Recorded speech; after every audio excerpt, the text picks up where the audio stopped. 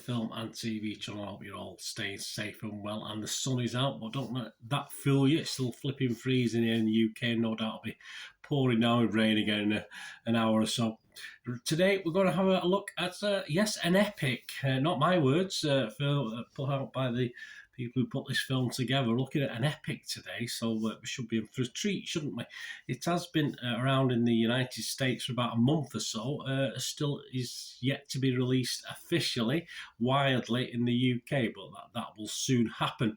So we're going to have a look at something called Babylon today. Please, if you're new to the channel, push that subscribe button, push the bell notifications. All things film and TV, drama reviews, film reviews, information blogs, even the odd quiz thrown in as well to test your film and TV knowledge. So we're looking at Babylon today, and if you like what you see, give us a little thumbs up. Much appreciated. Making old film and TV watch it. Very, very happy. 189 minutes, yes, an 18 certificate here in the UK. Yes, some adult themes to this one. 189 minutes, over 3 hours. Sort of mini-series this, isn't it? Yes, as I said, it's classed as an epic. I'll use that word in little speech marks. Epic period comedy drama written and directed by Damien Chazelle. The film features a terrific cast. An ensemble cast includes Brad Pitt, Margot Robbie, Diego Carver, Jean Smart, Giovanna Depo and Lee Jun-Lee, and many, many more. And the plot, well, it's set in the 1920s. I think we might sneak into the 30s as well from memory, but say it was such a long film, I forget now.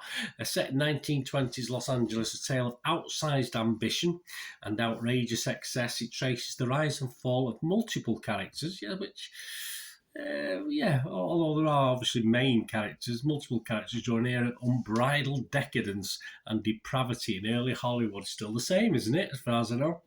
Rotten Tomatoes audience, so that's Joe Public, not overly impressed, just a 51% positivity, 3.1 out of 5. So not great, but Internet Movie Database, the other thing we look at, thousands of reviews on there, as you'd expect with it being released in the US about 3 weeks ago, as I'm recording this on the 15th of January 2023. 7.4 out of 10 on Internet Movie Database, so that's good. 84% positivity.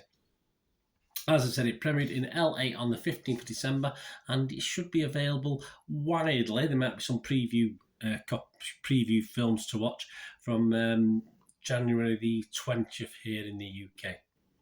And it was a box office bomb, so certainly, obviously, it's still got the UK and various other territories to sort of claw it back, but only made about just over $14 million in the US, which is a bit of a disappointment. Having said that, a production budget of around $78 million, and for what we get, it doesn't seem that much to me, $78 million. I think that's quite low, but it obviously does need to make about $210 to $230 million or so to break even, so it's got a little bit to go yet. What about the critics? What are the critics thinking? That's the do or die, isn't it? Rotten Tomatoes, Babylon holds a rating of 54% positivity based on 267 reviews, an average rating of 6.3 out of 10. That's 145 fresh and 122 rotten. Brian Lowry, he thinks it's all a little bit messy. He's from CNN.com. He said, despite a stellar cast and showy moments, given who's involved, how could there not be? The writer's-director's sprawling, messy 3-hour-plus endurance test isn't ready for its close-up. Brian Tellerico, he prefers the word hollow. He's from RogerEbbett.com, and I think I'll prefer that word as well. I might even use it myself later.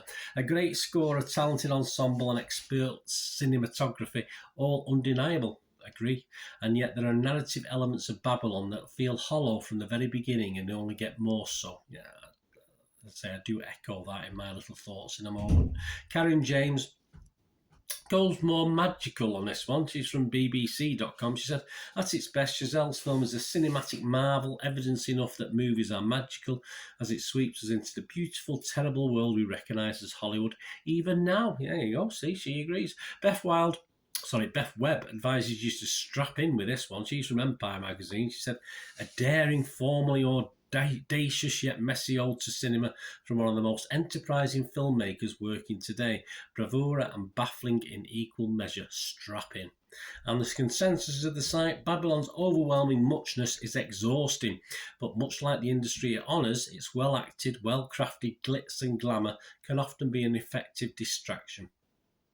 Metacritic, yeah, the other site we look at, they give it an average of just 61 out of 100, so not a disaster. That's based on 59 critics, and it did score anywhere between 25 out of 100 and 100 out of 100, some very generous people on Metascore. Right, my thoughts before we go, guys. I'm going to give this, I thought this was tough going. There's lots and lots of it I liked, lots and lots of it didn't quite hit home for me. But I am going to give it a watchable, definitely watchable, but it is a hard watch. 6 out of 10. Very clever, a little bit confusing at times with how it's put together, and definitely it can be classed perhaps as far too clever and up itself for its own good at times. Over 3 hours, just too long, perhaps an hour off. A lot of stuff on the cutting room floor, and I can appreciate when they put this much effort into a film, they don't want to lose too much of it. Certainly directors don't, do they? But yeah, for an epic, 3 hours is fair enough, but of course it's perhaps not enough in this to substantiate that title epic, that's for sure.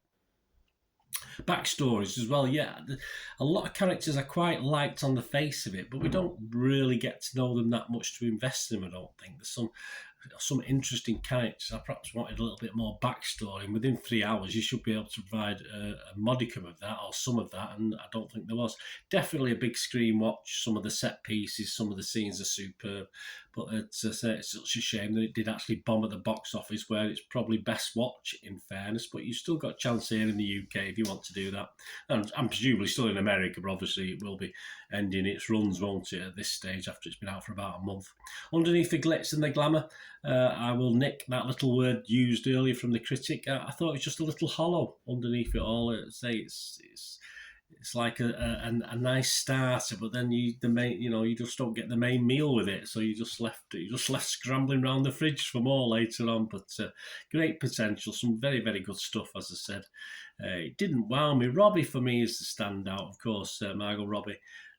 She more or less kept me interested in this all the way through. Pitt is very, very good, and there are some fine performances throughout, and there is some great potential, there's some great lines, there is some great scenes, but overall it just didn't totally wow me, although I was waiting to get whisked off into a wonderful world, and it just never quite did what it promised to do, unfortunately, and I was left coming back to earth and waiting for the next little bit of attraction and glitz, which, as I say, was dotted throughout. But yeah, a great shame, a great potential, good chance, but just a little flat for me. But I will give it a watchable rating. Thanks for watching. Let me know what you think if you get to watch this at the cinema. As I say, that's possibly for me the best place to watch it. If you've got a massive telly at home, which some of you will have, get the lights out and watch it on there, and just go with the flow. Try not to think too much about it. Just go with the presentation, which overall is very good. If the story does lack just a little bit by the end of it. Thanks for watching. Please, until we meet again, that's one thing, don't I? Please stay safe, everyone. Bye for now.